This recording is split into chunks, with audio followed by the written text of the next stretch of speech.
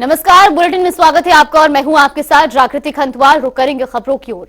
मुख्यमंत्री योगी आदित्यनाथ ने भारतीय स्टेट बैंक की नई शाखा का उद्घाटन कर अवलोकन किया। इसके साथ ही यहां तैनात कर्मचारियों से मुलाकात कर जानकारी ली। तो वहीं इस दौरान बैंक के अधिकारियों ने सीएम योगी को अंग वस्त्र व स्मृति चिन्ह देकर सम्मानित किया। आपको बता दें कि इस कार्यक्रम में विधानसभा अध्यक्ष सतीश महाना, वित्त मंत्री सुरेश खन्ना, मुख्य सचिव दुर्गा शंकर मिश्रा समेत कई प्रशासनिक अधिकारी मौजूद रहे।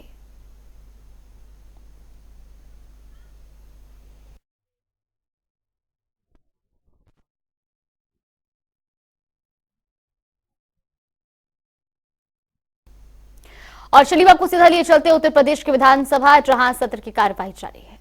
माध्यम से आते जाते थे।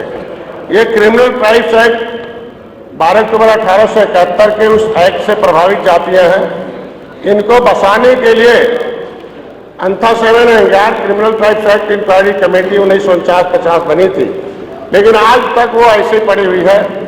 मैं आज अपने इस सरकार के उपलब्धियों के बारे में बता दूं कि कम से कम अभी हमारे यहाँ इंटीग्रेटेड एक्वा पार्क के लिए 190 करोड़ रुपया अभी इस सरकार ने दिया है। 300 करोड़ के आसपास हमारे पास प्रधानमंत्री मत्स्य संपदा योजना में मिला है। 14 करोड़ जो कभी इसको केवटा मल्लावा बिंद कश्यप कारा कहा जाता था, अब कम से कम निषाद जी कह के पुकारा जाता है। और निषाद राज के किले पर वह पर्यटक स्थल घोषित है। 56 फुट की भगवान राम निषाद राज की गले लगी मूर्ति भी वहाँ है। 20 करोड़ 38 लाख का एक निषाद राज का ऑडिटोरियम है। 14 करोड़ अभी फिर मिला है सांस्कृतिक भवन बनाने के लिए। तो ये उपलब्धि है आज के दिन में। मैं पिछली सरकार यहाँ नाम नहीं लूंगा, पिछली सरकार 2004 से 2014 केंद्र में सपा बसपा के सहयोग से भी चल रही थी। केंद्र में कांग्रेस की सरकार थी, लेकिन संविधान बनने से पहले 1950 से पहले एक पब्लिक फाइल 74/4/50 जिसके माध्यम से सभी राज्य सरकारों से ये मांगा गया था कि कौन सी जातियां अनुसूचित हैं जो सोशली, एजुकेशनली, इकोनॉमिकली बोर्ड से बैकवर्डनेस है और उनके अंदर हिस्टोरिकल अनटचेबिलिटी है। उस फाइल के आधार पर एक ग्रुप ऑफ कास्ट बना था जो है लेदरमैन, वाशरमैन, फिशरमैन।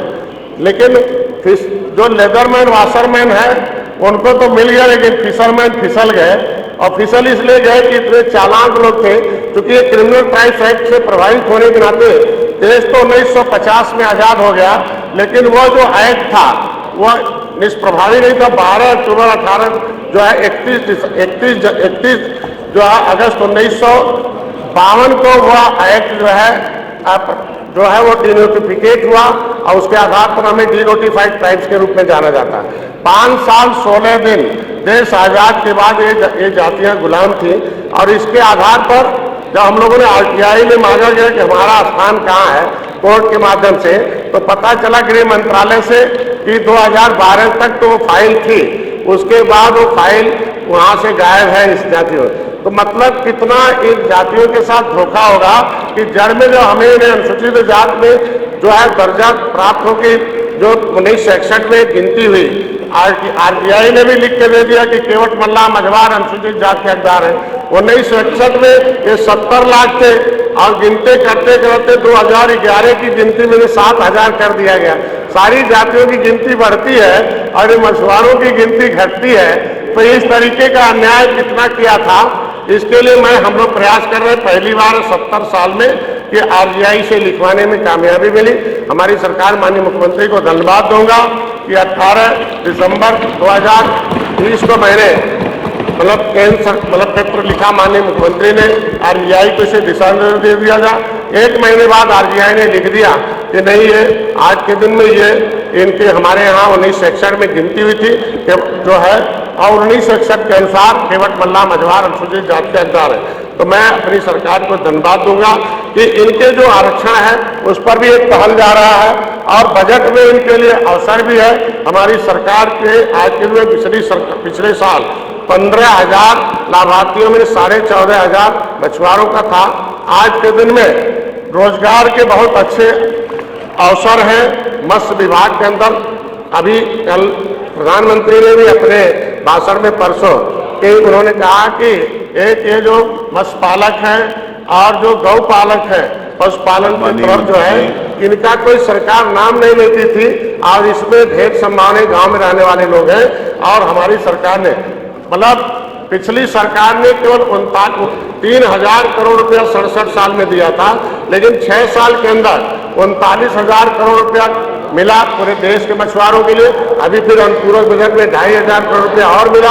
उत्तर प्रदेश सरकार आज के दिन में हम लोग इस समुदाय के लिए, किसी भी समुदाय को मान सम्मान, सुरक्षा और समृद्धि चाहिए, तो आज मान और सम्मान, सुरक्षा है और समृद्धि की भी रास्ता चालू हो गया है। पहली बार है कि राज्यपाल के अभिभाषण में मत्स्य क्षेत्र के, मत्स्य संपदा में, मत्स्य क्षेत्र में काम करने वाले लोगों को, चाहे जैसे भी हो, आज के दिन में हमने जो भी कुछ किया था उसके लिए आज के दिन में आया है। मैं ज्यादा नहीं, एक माने अभी हमारे जो है आशीष पटेल जी जो नाम ले रहे थे कि पिछड़ी जातियों में हमें, हमारी जातियां तो जो पिछड़ी में है, 31 दिसंबर 2016 को समाजवादी पार्टी जाते जाते हमें तो एक राज्यपाल से हमें एक गजट पारित करके निकाल दिया कि ये अनुसूचित पिछड़ी में नहीं, इनको अनुसूचित समझे जाएंगे। तो अगर राज्यपाल का गजट है कि ये पिछड़े में नहीं अनुसूचित में गिरे जाएंगे, इन्हें सारे हक अनुसूचित के दिए जाएंगे, तो हम तो न पिछड़े में है न अनुसूचित में है, तो हम कब तक लटकू राम रहेंगे? इसकी एक व्यवस्था हो जाए। तो मैं यही चाहता हूँ कि ये लटकाने वाले पिछली सरकारों ने हटाया है। अब हमारी सरकार आई, धीरे धीरे हम लोग इसके लिए काम कर रहे हैं। और मैं राज्यपाल को धन्यवाद देता हूं कि कम से कम हमारी सरकार की जो उपलब्धियां थी, बजट में हमारे अभी मत्स्य विभाग के द्वारा जो बजट मांगा गया था, माननीय वित्त मंत्री जी ने 1 रुपए की कटौती नहीं किया। जितना मांगा था हमारे विभाग ने, उतना वित्त मंत्री ने दिया। मैं उन्हें बधाई देता हूँ कि पहले तक कट जाता है। तो आज के दिन में हम अपने विभाग के द्वारा 3,000 मकान हर साल देने जा रहे हैं। उनके इलाज के लिए व्यवस्था करा रखा हूँ कि अगर उनके लिए क्या नाम है, आयुष्मान भारत कार्ड नहीं है तो भी मेरा मछुआरा जाए, कहीं भी बीमार हो, किसी अस्पताल में इलाज कराए, 5 लाख रुपए तक का हमारी सरकार उसके खाते में पैसा भेज देगी। आज उनके पढ़ने के लिए, उनके कोचिंग के लिए, उनकी दैविक आपदा के लिए, उनके स्किल डेवलपमेंट के लिए, महिलाओं के सशक्तिकरण के लिए मछुआ कल्याण कोष की स्थापना हमारी सरकार ने की है। उसके लिए मैं अपने सरकार को धन्यवाद देता हूँ और अभिभाषण पर मैं अपने राज्यपाल को भी धन्यवाद देते हुए अपनी बात को समाप्त करता हूँ। नेता भारतीय राष्ट्रीय कांग्रेस मोना जी, अनुराधा मिश्रा।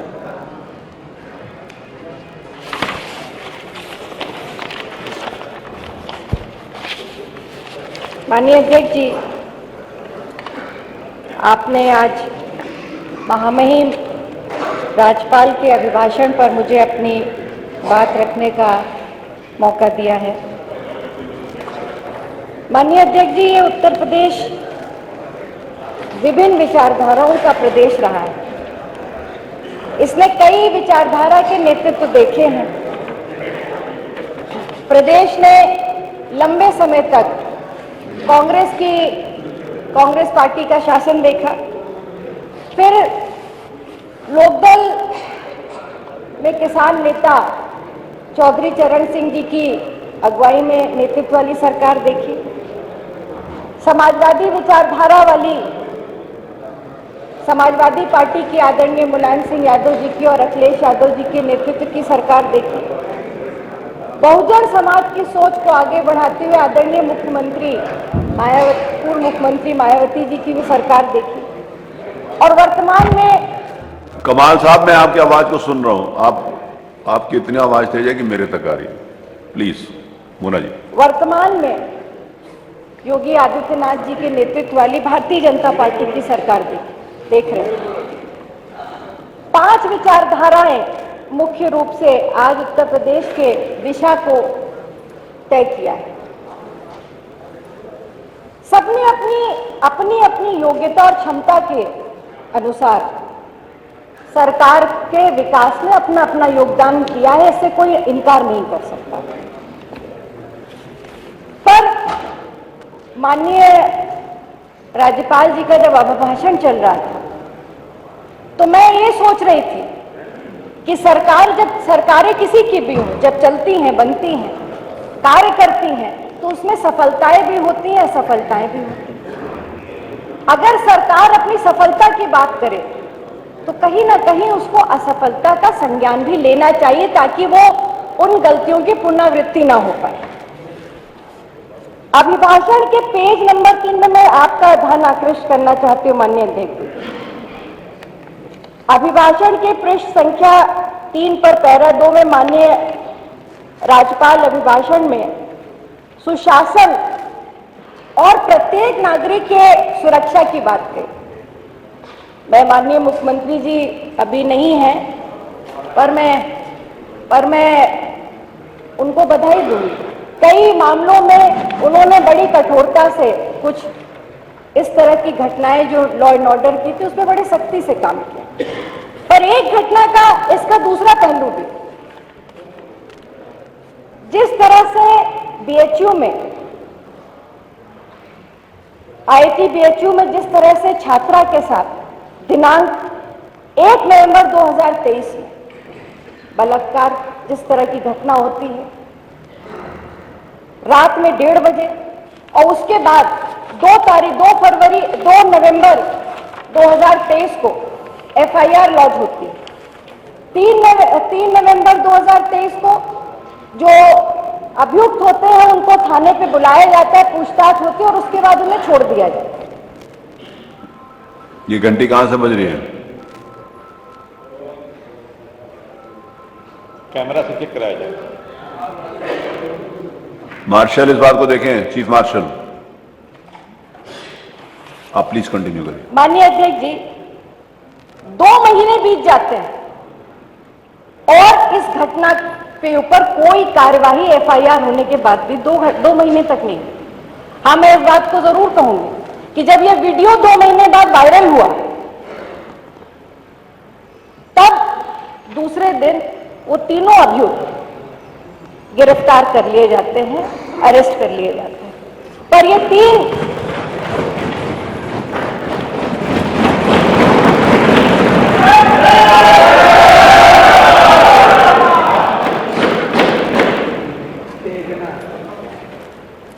आभार है मुख्यमंत्री जी का कि आज दोनों सदन के नेता आज हम लोग की बात को सुन रहे हैं।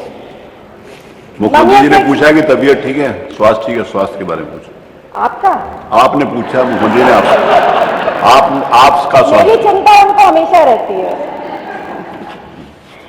माननीय अध्यक्ष जी, जिस तरह से उस घटना में इस बात से नहीं इनकार किया जा सकता कि जब वो घटना ओपन हुई जांच के बाद 2 महीने बाद, तब वो लोग अरेस्ट होते हैं। और वो कौन थे?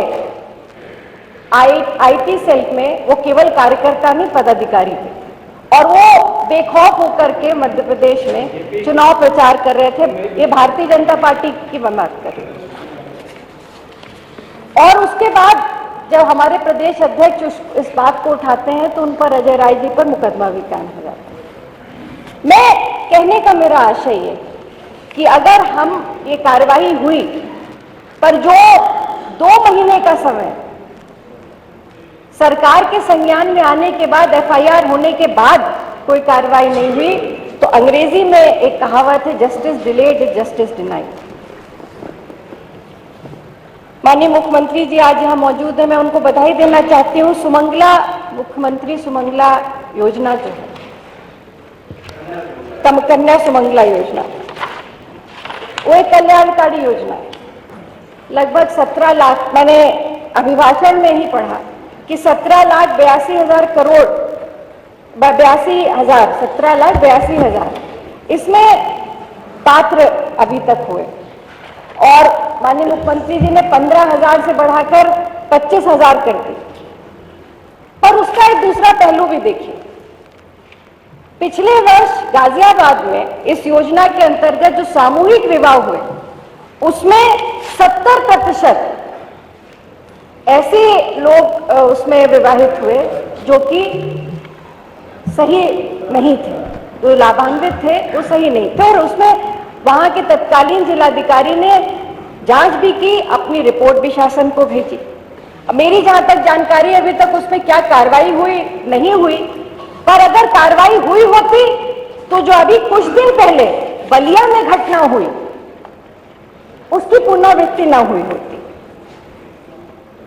25 जनवरी को बलिया में मनिया ब्लॉक में लगभग 500 जोड़ों की शादी होती, जिसमें से 190 गलत पाए जाते। मोना जी, मेरा रिक्वेस्ट है प्लीज, बस 5 मिनट का सिर्फ 2 पॉइंट और है इसके अलावा प्लीज।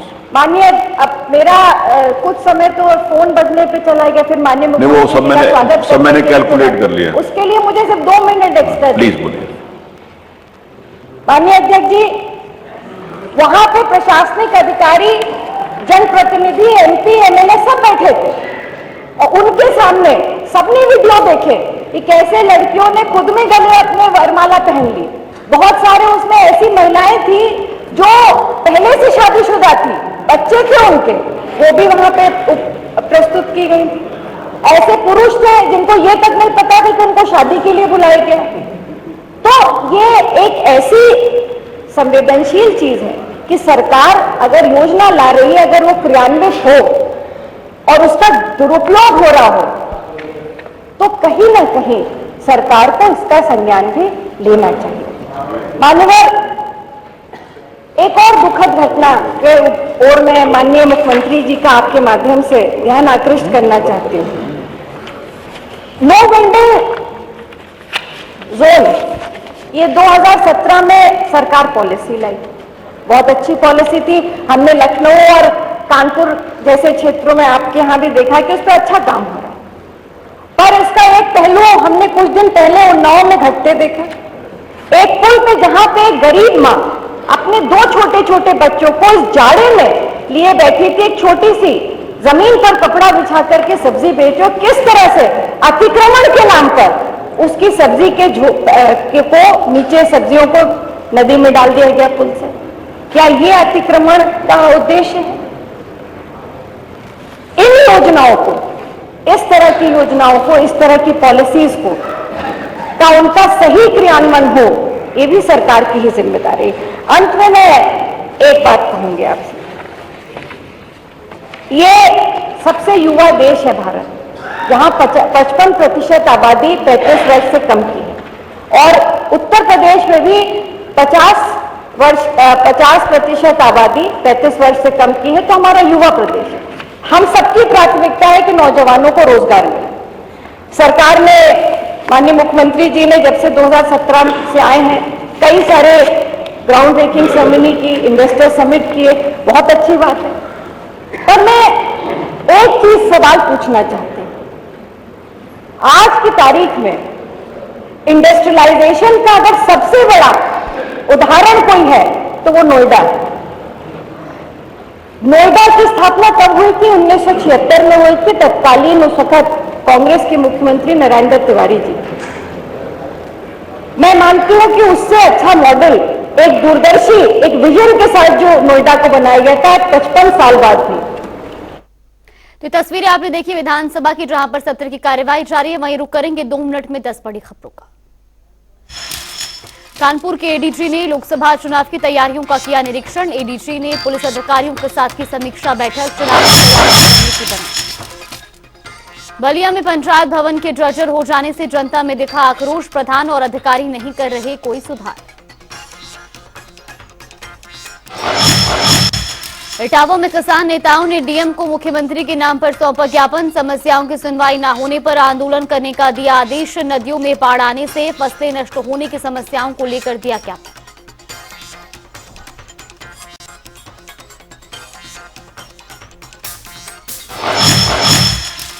अलीगढ़ में एक्सीडेंट की सूचना पर पहुंची पुलिस के साथ बदमाशों ने की जमकर मारपीट। मारपीट का वीडियो हुआ वायरल। पुलिस ने मारपीट करने वाले 2 लोगों को किया गिरफ्तार।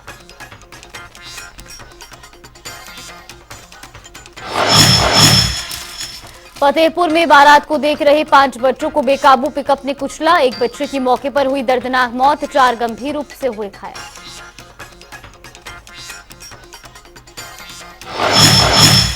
बिजनौर में अवैध संबंध के चलते युवती ने की पति की हत्या। पुलिस ने महिला और प्रेमी को किया गिरफ्तार। पुलिस ने शव का कराया पोस्टमार्टम।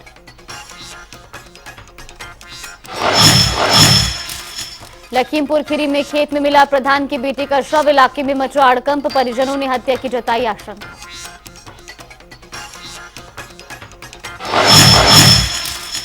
लखीमपुर खीरी में खेत की रखवाली कर रहे युवक का मिला शव, ट्रैक्टर से घसीटकर बदमाशों ने की हत्या, पुलिस मामले की जांच में जुटी। इटावा में रिटायर्ड डीजीपी बीजेपी में हुए शामिल, जनता के विकास में करेंगे कार्य, लोकसभा चुनाव की तैयारियों में जुटे डीजीपी।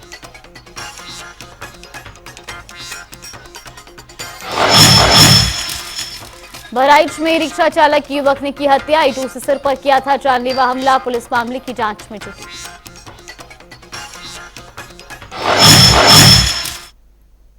चलिए उत्तर प्रदेश की खबरों में फिलहाल के लिए बस इतना ही, यहां पे रुकते हैं एक छोटे से ब्रेक के लिए।